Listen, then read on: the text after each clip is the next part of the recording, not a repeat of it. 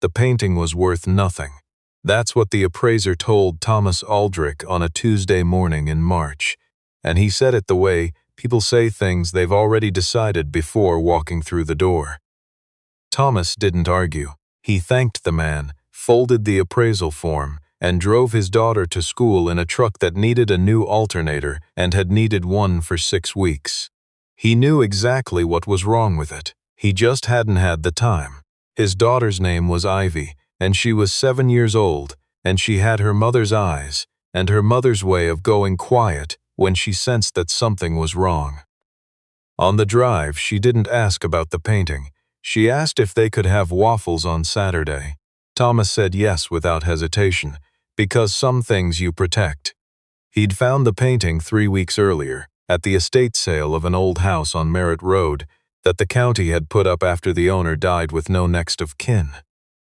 The house was being cleared out to pay back taxes. Thomas had gone looking for hand tools.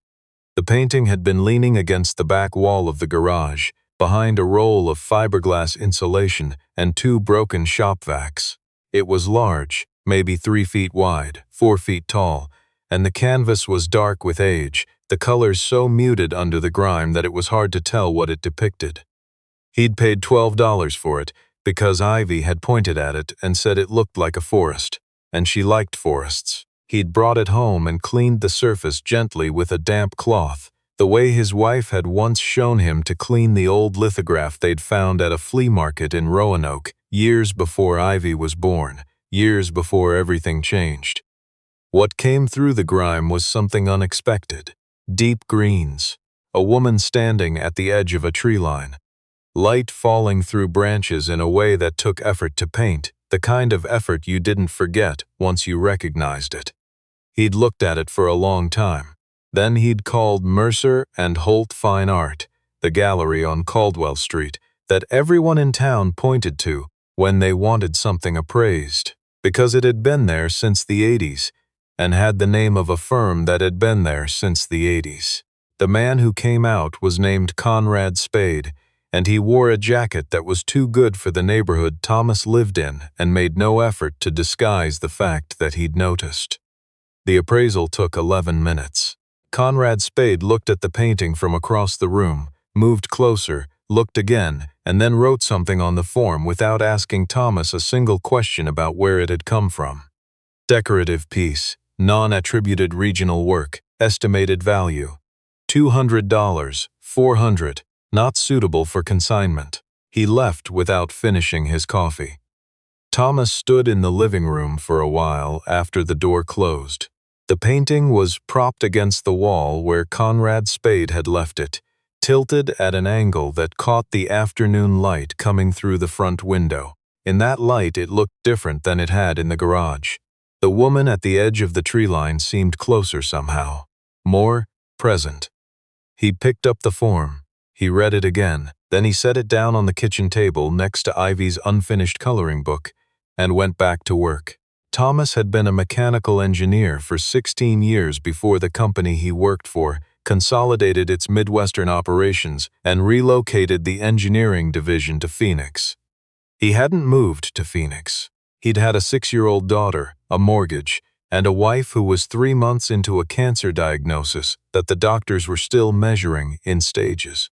He'd stayed.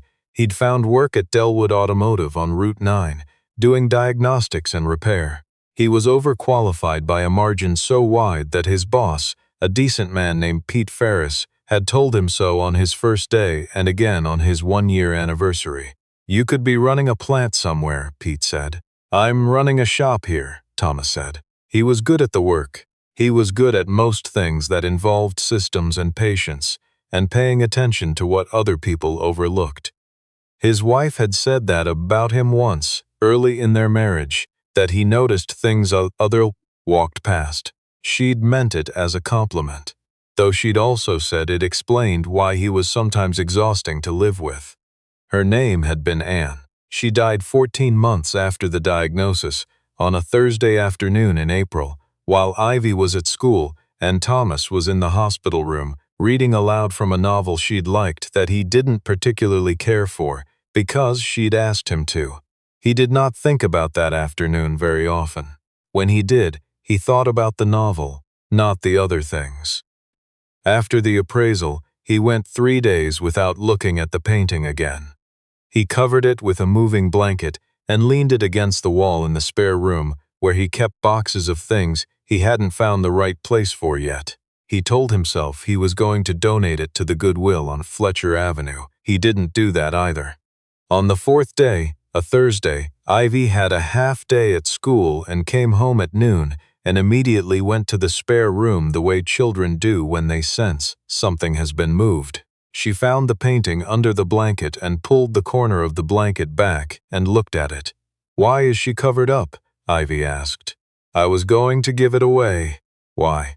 "Somebody told me it wasn't worth much." Ivy looked at the painting for a moment. "It's worth a lot to me," she said, with the gravity of a 7-year-old who has never had reason to doubt that her opinion settles things, and then she went to get a snack. Thomas stood in the doorway of the spare room. He looked at the painting. He thought about Conrad Spade's 11 minutes and his coat that was too good for this part of town. He thought about the light that came through the branches. He pulled the moving blanket the rest of the way off. He started in the evenings after Ivy was in bed. He wasn't an art expert. He knew that. What he was a person who knew how to diagnose something by paying attention to it. He approached the painting the way he would approach an unfamiliar engine. Start with what you can observe, eliminate what doesn't fit, follow the evidence. He photographed the painting from multiple angles under different light. He looked at the back of the canvas. There was a wooden stretcher frame, old and dry, with a paper label partially adhered to the upper left corner. Most of the label was gone, but 3 letters remained, dark brown ink on yellowed paper, or, below that, a partial number. The ink was faded past reading. He looked at the brushwork for a long time. Not because he knew how to read brushwork the way an art historian would, but because he knew how to look at a thing and notice what was consistent and what was not. The painting had been made by someone who made a lot of paintings. The confidence was in the details. The light through the branches wasn't lucky, it was practiced. He searched online. He searched for American women painters of the late 19th century because something about the style looked old, and because the woman in the painting wore clothing that looked old, and because the label on the back of the frame was old in a way that felt deliberate, not accidental. He searched for painters whose names contained "or." He found several. He narrowed by period, by subject matter, by geographic region. On the 6th evening he found a name, Eleanor Dorrance. He sat with it for a while. Eleanor Dorrance had been a painter working in the mid-Atlantic region in the 1880s and 1890s.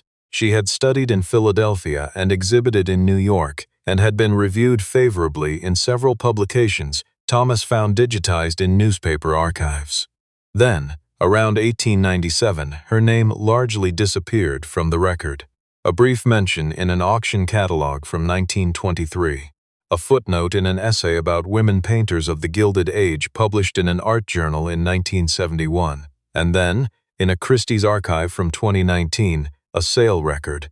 A small oil on board attributed to Eleanor Dorrance, 9 by 12 inches, sold for $47,000. Thomas read that number twice. He looked at the painting on the wall of the spare room, 3 feet wide, 4 feet tall. Not a small oil on board. He did not sleep well that night. He called the county assessor's office in the morning and asked about the Merritt Road property records.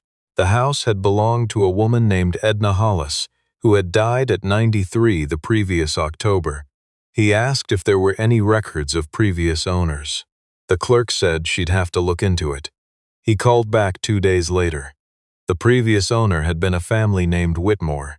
Before that, the records were older and less digitized, and she wasn't going to dig through physical files for a general inquiry. He drove to the county records building on his lunch break and dug through the physical files himself. The Whitmore family had owned the Merritt Road property from 1934 to 1978. Before the Whitmores, the deed holder was listed as the estate of one Harriet Dorrance Whitmore. Thomas sat in the records room with the folder open in front of him. Dorrance. He drove back to the shop and finished the brake job he'd started that morning and didn't tell Pete where he'd been. He thought about the partial label on the back of the frame, or. He thought about Eleanor Dorrance, and the footnote, and the $47,000 oil on board, and the woman standing at the edge of the tree line in the kind of light that took practice to paint. He called a university library in Richmond that evening and asked if they had any archival material related to Eleanor Dorrance. The reference librarian said she'd check. She called back the next morning and said yes, they had a small collection, primarily correspondence and exhibition records, donated by a private family in 1988. What family? Thomas asked. The Whitmore family, she said. He drove to Richmond on a Saturday the week before Easter.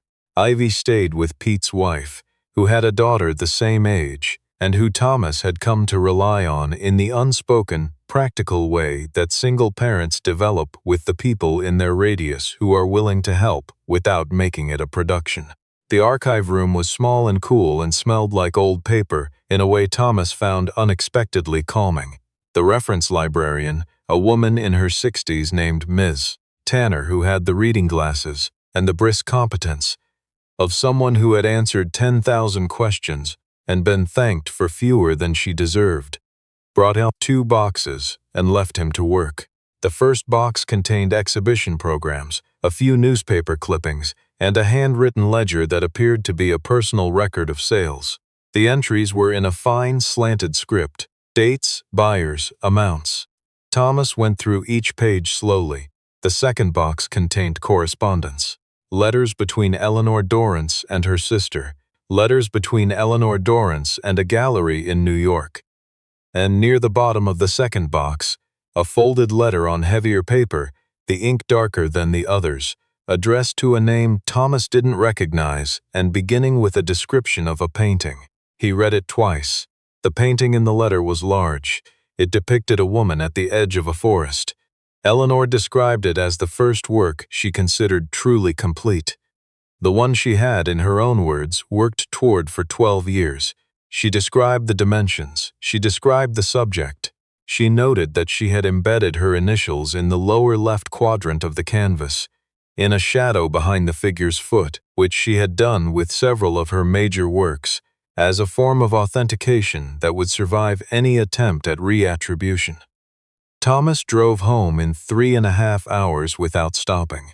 He got home before Pete's wife dropped Ivy off. He went to the spare room. He took the painting down and carried it to the kitchen table, which had better light.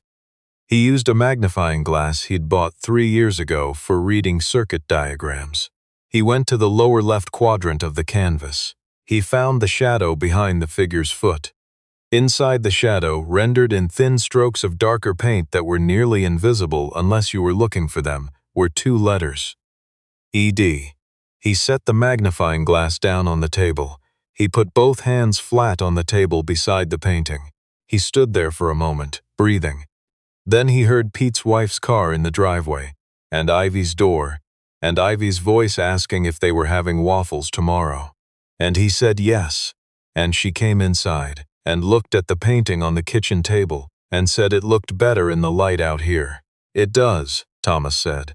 He contacted 6 people over the next 2 weeks, an independent art appraiser in Washington, D.C., a professor of American art history at a university in Baltimore, a specialist at a regional auction house in Philadelphia, a private art consultant who had worked with Christie's, a rare books and fine art attorney in Richmond, and a woman named Priscilla Vane, who had written the 1971 footnote. She was 91 years old and still answered her own phone. Priscilla Vane asked him 3 questions. Where had he found it? What were the dimensions? And had he found the initials? When he said yes to the last question, she was quiet for a moment. "Young man," she said, "I have been waiting for that painting to turn up for 40 years. She was not exaggerating. She told him that Eleanor Dorrance had written about the large forest painting repeatedly in her correspondence, and that scholars had long considered it either lost or destroyed. The last known reference to it in any document was a letter from 1899, in which Eleanor mentioned that she had placed it in the care of her sister, Harriet, for safekeeping. Harriet, Thomas now knew, had married a man named Whitmore, had lived on Merritt Road, and had died leaving everything to a neighbor named Edna Hollis, who had kept the painting in her garage for 40 years under a roll of fiberglass insulation and 2 broken shop vacs. "Do you know what it's worth?" Thomas asked. Priscilla Vane said, "I know what it should be worth. Whether the market agrees is a different question, but I suspect the market will agree." The independent appraiser came to the house on a Wednesday. His name was Leonard Webb, and he was a compact, serious man who brought his own lighting equipment and spent an hour and 40 minutes with the painting before saying anything at all. Thomas stood in the kitchen doorway and waited. He'd learned, in 16 years of engineering and 4 years of automotive diagnostics, that a person doing careful work needs quiet to do it. Leonard Webb finally straightened up and turned around. "You understand this will need to be authenticated formally," he said. "There's a process. It'll take some months." "I understand," Thomas said. "Assuming the authentication holds, and based on what I'm seeing, I believe it will. You're looking at a significant number." "How significant?" Leonard Webb named a range. The bottom of the range was more money than Thomas had made in the previous 6 years combined. He said it the way people say things they've said before, professionally, without drama, but his eyes were watching Thomas carefully, the way the eyes of people who deliver significant numbers tend to watch. Thomas nodded. He asked what the next steps were. Leonard Webb told him.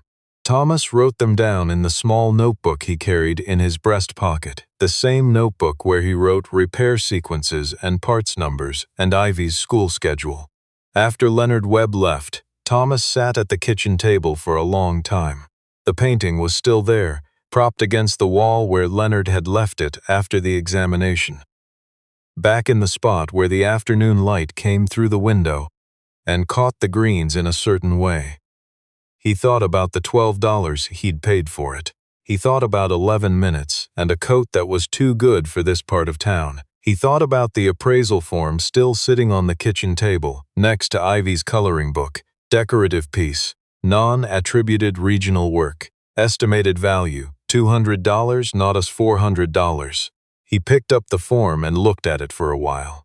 Then he folded it in half and put it in the recycling bin under the sink, because he wasn't interested in satisfaction. He was interested in what came next. The authentication process took 4 months. Thomas worked the whole time.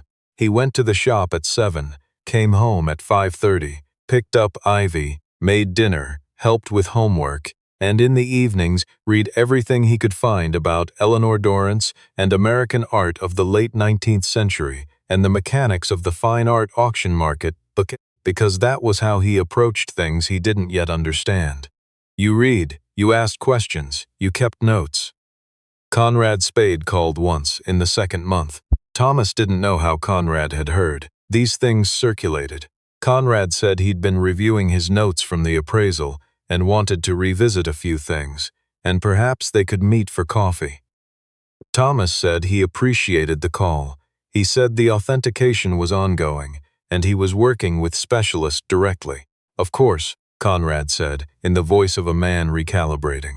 If there's anything Mercer and Holt can do, we have strong relationships with the major houses. I appreciate that, Thomas said again. I'll be in touch. He was not in touch. The authentication came back in early July.